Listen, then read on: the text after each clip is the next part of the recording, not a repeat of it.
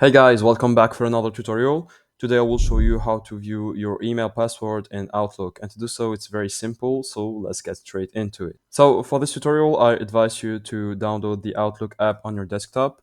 So it's very easy actually, you just need to go to the Microsoft Store and then search for Outlook and then download the app, and once you install it you'll find yourself on this desktop app.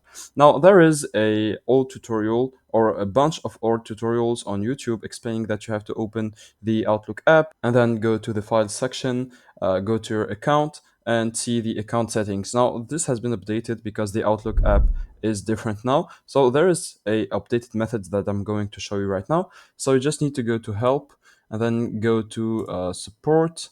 And then once you click on support, this tab will open up. So wait for it to load for a few seconds and then here, yeah, just accept it.